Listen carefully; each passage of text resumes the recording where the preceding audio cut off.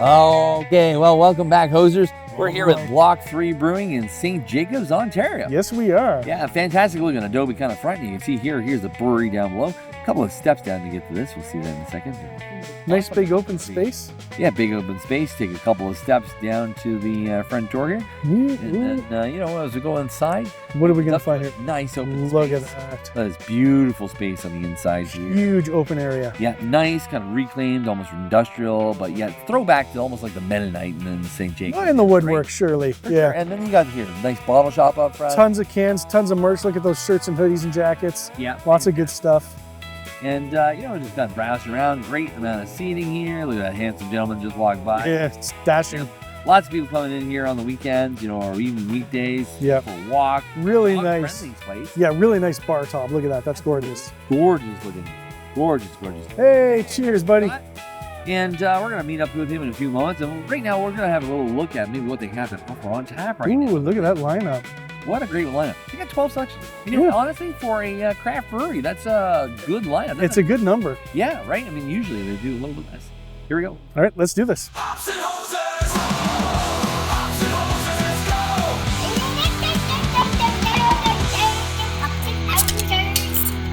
We're here at Block Three Brewing Company in St. Jacobs, Ontario. We're sitting here with Scott. What's your role here at Block Three? A general manager, basically run the everydays, also sales, repair everything that breaks. Pretty much everything. Yeah. So opening in 2013, is that correct? Yeah. I actually wasn't part of the brewery during opening. I was a patron since day one, though. Right. The funny story was my wife was actually in the brewery before I ever was. I lived 10 minutes north of here, and she came into the village, and she comes home and she's like, "Oh, you gotta check out this new little craft brewery. It's in St. Jacobs." And this was back in the day when, we all drank that domestic beer, and it's like, I'll never drink that stuff. And yeah, but now here I am running the everydays. I've been here almost 2 years, but in the past I would do events, help these guys out here if they were short staffed, became really good friends with them. Like I said, offsite events. And it's this place that made me fall in love with craft beer. Sure, for sure. Now, getting back to also the beginnings and the opening, I know at least the first 48 hours I heard was kind of tumultuous, but at the same time, kind of successful for you, right? Yeah. Yeah. First weekend here, they sold out of everything. Yeah, first 48 hours I heard. And then I guess that was something that was repeated. Now, that sort of experience, having sort of that sort of success rate. Yeah. How did that go ahead and shape the way that they decided to move the brewery from there on out? They definitely saw the potential and the growth, and the owners at the time definitely pushed for that. Yeah. I think the placement of this brewery where it is in St. Jacobs Village is it's a great spot. It's a tourist town. When they opened the brewery, I think it was just at the right time. Everything aligned perfectly. Now, in terms of, working then with your brewmaster, now has it changed over the past, I guess, in terms of moving forward? And yeah, so original brewer / owner, Brian Mahar, he passed away 9 years ago this month, actually, in a car accident. Right. He had ownership within the brewery, but had stepped away from the brewing process. Brought in a friend of his, Kevin Freer. Kevin had a stint at Forefathers, Wellington, and then landed here. Nice. Kevin was here for probably about 10 years, I believe. He just recently left in the fall. Right. And now we have a new head brewer, Chris Reed. And when we brought Chris on, we basically said, this is an open canvas for you. Nice. Do what you want to do. We support you 100%. And I think every brewer that we've had over the time has kind of made their mark. We still do some of Brian's recipes. Sure. We have to stay true to that. I'm a big believer in that, to keep his memory alive within this space. And but our current brewer right now is doing some amazing stuff. We're super proud of the direction we're headed in, and he puts a lot of time and effort into his recipe building. And like I said, what he's been creating has been incredible. And he'll do a batch of something, and we know we're going to do it again. But he's like, I can make it just a little bit better, and he puts a little tweak on it and nails it. Nice. Yeah. Nice. Yeah. I mean, just recently we've had at the iHeart Beer Festival your Belgian quadruple. Yeah. And that was phenomenal. We ranked it really high. I think we gave it a 4.75. Yeah, 4.75. Yeah, something like that. Yeah. So it was really good. I'm kind of interested in seeing where we go with that today, being the flight that we have. Yeah, It looks really we've impressive. got a selection of 4 laid out in front of us. Yeah.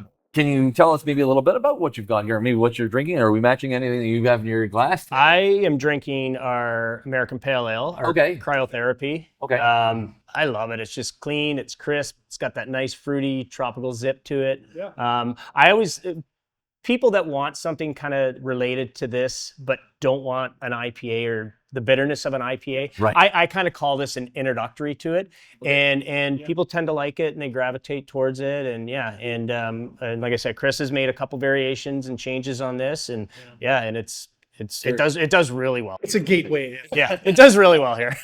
Excellent. Okay. Yeah. Kind of IPAs. Yeah. So Cloudburst, we started kind of doing almost like a haze series. Yeah, for sure. I think this is our 3rd or 4th that our brewers created, and this one we're actually in early stages for acceptance for a September release in the LCBO for this SKU. Thanks. So testing process is pretty much complete. I'm sure everything will be good and we'll be good to go. But we're really excited to have this come out in LCBO in September.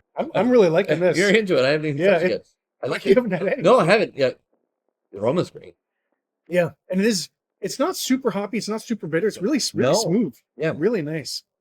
This is, I could see this as a Sweet back gateway note on that. ale as well. Yeah. There is a sweet back note on that. Oh, yeah. Yeah. And a Nice bit of finish. bitterness. For an IPA, it's not like in your face screaming. I think most people would enjoy this. People are loving the hazy series that we've been doing here. We had another one called Operation Haze, and it was like super juicy, that nice opaque yellow color. Yeah. And I think we went through, would we have maybe 16 kegs off the batch, and then the latter half was cans, but we were gone through those kegs in almost 2 weeks. Which is that's crazy for here. Yeah. For one style or one brand, yeah. So we know what the people want. No. So that's kind of where we gravitate. No, that's good. That's good. Now, in terms of your series, has this been a long-standing series then, or is it something you're just This starting to get into? literally started when we brought on Chris, our new brewer. Oh, okay. Yeah. So I think that like every brewery, you want to follow the trends. It's what puts the cash in your till, right? Yep. Keeps you on the map. And I personally, I could drink IPAs all day long. Oh, yeah. And we're finding this is what people want. They want hazies. They want low alc. Yeah. We just released a 2.9% lager, Oh, okay. which is really good. I'll make sure you guys try that too today. And but yeah, it's I think we had 6. We predominantly did cans on that, and then I think we just did 6 kegs just to see. They were gone in 5 days. Oh, wow. That's impressive. Yeah. So that's like us doing our science research and figuring out what's what and who wants what, and yeah. You know, that's one thing we didn't actually hit on this one here. So what is the ABV on this one? Like, 5.9. Yeah. Well, still, even at 5.9. It does not taste like No. a 5.9. No, right. It's smooth. Very nice. It's like the quad. That didn't taste like 10 either. no, That one is That was dangerous. impressive. That is dangerous, yeah. I was like, that one down. Yeah, and that was our first drink of Yeah, the day. the first too. drink of the day, I'm like, oh my gosh, we're toast after this. How are we the rest of the day? I'm ready to rate it. Yeah, I mean, I think I'm sitting at like 4. Yeah, I'm a 4.2. That's awesome. Yeah, really nice. Yeah. Okay, so what do we have here next? We've got a number 10. Which is, 10 is Yeah. the friend of Killarney. Yes. So the backstory on this, going back to our original brewer and one of the owners, Brian. Yeah. So where his car accident took place was actually at Killarney Provincial Park. Okay. And unfortunately, on his way back, him and his good friend Peter were involved in the car accident. And so this is where this beer comes from. The family and friends of Brian look forward to this beer every year. Sure. So we try to get it out on the anniversary date. Yeah. Ooh, it's got an interesting aroma. It's juicy. Yeah, I was going to say. Wow. Yeah. And this one's evolving too. It's not a one-hit flavor, right? Oh, yeah. Yeah. It, like, boom. It's kind of there's a sweet, and then boom. it gets a little bready, Yeah. and then it gets sweet again. That's interesting. Yeah. I had one of these with a friend of mine yesterday after work, and Sorry, It's still good. It It keeps keeps going. It just It goes. keeps going. Yeah. so he opens it up, and we're just sitting in his backyard, and he takes a sip, and he just looks at me, and he's like, "Oh wow!" And I'm like, "Right? Right? Yeah. Yeah. That's the reaction that I love to see when people drink our beer." Yeah. Yeah, and honestly, that's a hallmark, I think, of good craft beer. Wow. You know, something that sort of takes you, for lack of a better saying, on a journey, right? I mean, you're not just sitting there swinging it back because it's cold, it's wet, you want something alcoholic, or you're sitting relaxing. Yeah. This That's is fantastic. yeah, that's great. Huh. And it's a smooth 7%. And again, 7. Yeah. 7. It tastes like a 4. I was gonna say this. Well, I was gonna guess 4.5. I was gonna say 4.5. Wow. Okay. So Yeah. Wow. for 7%, then that's super smooth, like unbelievable. You mentioned juicy. Yeah. Too. Yeah. Yeah. Yeah. But then bready. Yeah. And then not, and then And then sweet, and then it's juicy again, and then there's a little bit of bitterness. That's complicated. That's Yeah. that's great. I'm a 4.6 on that. That's fantastic. I'll match you. Cheers. That's fantastic. Yeah, we're happy with that this year. That's a good one. So off the beer topic for a Yep. second, Yeah. because I noticed you've got crokinole boards around. Yes. Now, I thought I was going crazy because I grew up, in the area. My grandma was from St. Mary's, like, the sort of Southern Ontario. Mm. No one else seems to know what crokinole is. Yeah. Is it just a Southern Ontario thing, or So is that in my head? yeah, so we've had crokinole boards probably since like almost day one, I'd say. Okay. Like, Yeah. So actually last April we held the crokinole cup here Oh, at the brewery. Yeah, we held the crokinole cup. One of our regulars here, huge crokinole player too. He kind of organized it and ran it all, and it was awesome because they would come out from production space to like a walkout song, and there'd be a smoke machine going, and yeah, there'd be like Saturday afternoons and we'd be packed in here and people just playing crokinole. But my understanding, I may be wrong, but I think I'm right based on what Simon told me. I think crokinole originated in, I believe it was Tavistock. okay. Yeah, That- yeah. Now, I guess also getting away from the beer too, in terms of the aesthetics of the building. Yeah. Right. Tell us a little bit about that. So, like I said, I've been here since day one, so I've seen how they've made changes here and there. Obviously, an old building. I think the premise is to still kind of keep it rustic, Yeah. keep it modern, like the concrete floors, whatnot. I always love the use of sort of the reclaimed spacing, and usually what we find too is the sort of the natural look that comes back in, because then you've got that sort of industrial, and yet then you've got the wood, which I Beautiful think wood table. right, the beautiful Yeah. wood tables. Yeah. I'm looking at the woodwork that's here and like the pillars and what have you, and I think for me too, being that not growing up necessarily in this area, but having one of those ideas of St. Jacobs and sort of the Mennonite community and what have you, right? It's sort of the throwback, and I see this in here. This is fantastic. The table that we're sitting at, all these were made by a local Mennonite. Yeah. And I think probably about 10 years ago, he might have made these. And last fall, I took these tabletops off the benches, loaded them in the van, drove them to his farm, and we got them all refinished recently. And Nice. yeah, and obviously it's a huge part of our community, and Yeah. we want that kind of rustic rural vibe. No, for sure. Yeah. This is a fantastic space, and so far, everything we've had from them has been like chef's kiss. It's been great. No duds yet. Yeah. So speaking of which, let's Year 11 is the Sugar Bush Brown Ale. Oh. This is again another annual release that comes out every year in April, end of March sometimes. It all depends. It coincides with the Elmira Maple Syrup Festival, so just north of us. Yeah. Elmira Maple Syrup Festival is the second biggest syrup festival in North America outside of Quebec. Nice. So again, going back to Brian, our original brewer, born and bred Elmira. That's where I currently live. So every year we do this beer. Has a little bit of maple syrup in it, not a lot. It's from a local farm, and it's a staple for us every April kind of thing. And yeah, For sure. Well, I mean, maple. Oh, right. You gotta. How can you go wrong? Right. And brown ale, like, Good looking color. Nice little head on it. Oh. I've been sitting for a while. dude, did you smell I that? have not yet. Oh. Yeah. Man, this might be. There's a roastedness in there as Yeah, well. I can. Oh.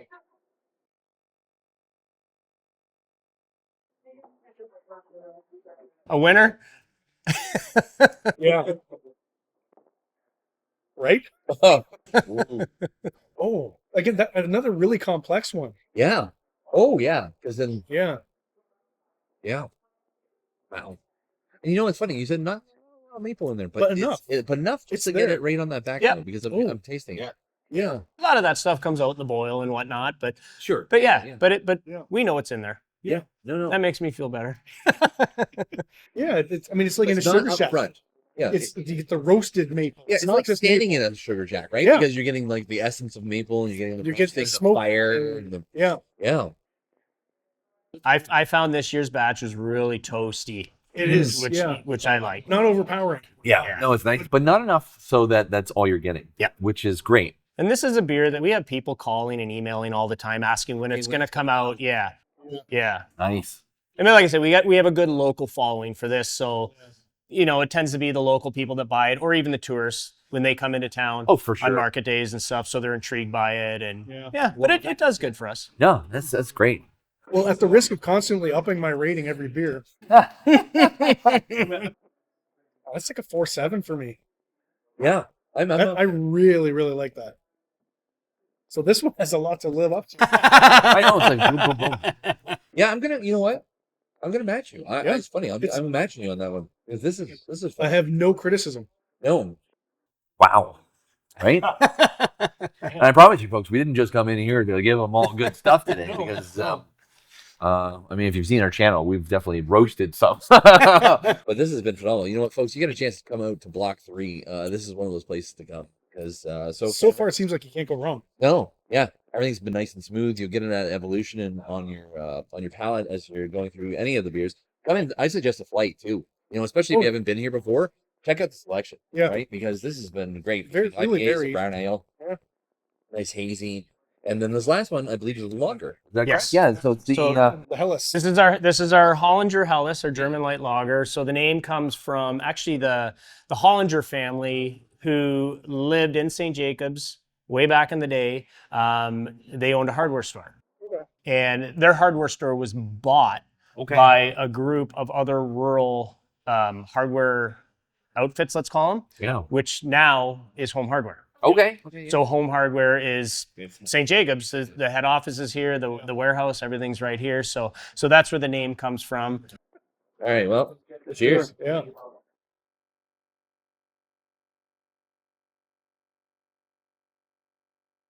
Yeah. Again, it's changing. It kind of reminds me of this one in terms of the way the flavor's evolving, but without that juiciness. No, there it is. Yeah, and there's the finish, right, which is nice because it is sort of like that bready top. Yeah. And then I love the breadiness on this. It's present. Yeah. Just a little bit of sweetness too. Yeah, just a little bit. Yeah. But the breadiness. Yeah. But the breadiness, Yeah. which is Next level. that's good. I think I'm a 4 on this, I think. Yeah, I was gonna go with 4.1. I think. Yeah. Yeah. No, that's impressive.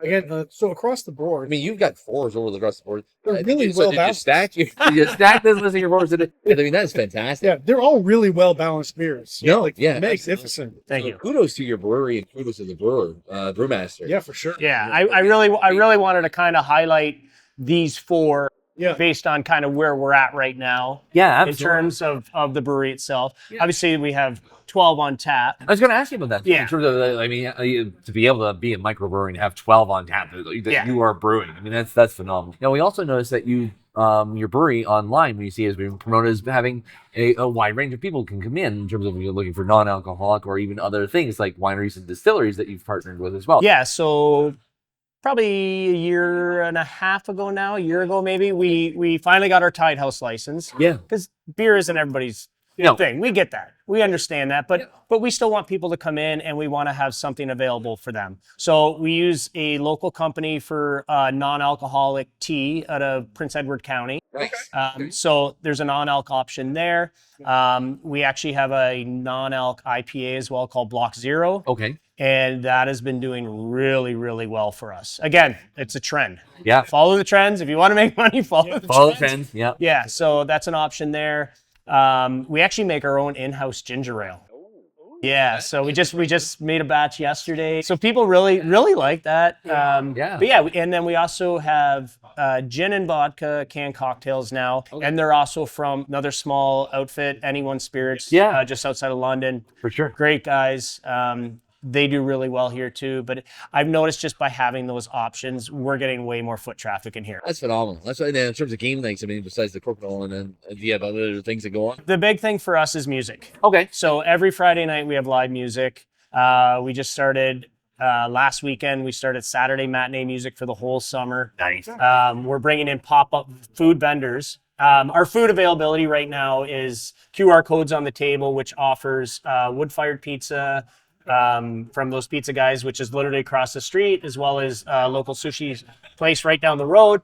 Scan the QR code, pay on your phone. They literally bring it right to your table here, which is awesome. That's awesome. We've often talked about doing food ourselves. The biggest thing for us to not put in a kitchen is because we are incredibly dog friendly. Oh yeah. And we are known for that. Yeah. So that would kind of ruin that option, and we don't want to do that. Do you do any special events for having like bring your dog? Let's do a dog and brew kind of like thing. Yeah, so we don't really promote it on our end, but we have people that reach out to us to see if they can utilize the space for that. Okay. So we've had a Labrador pack walk.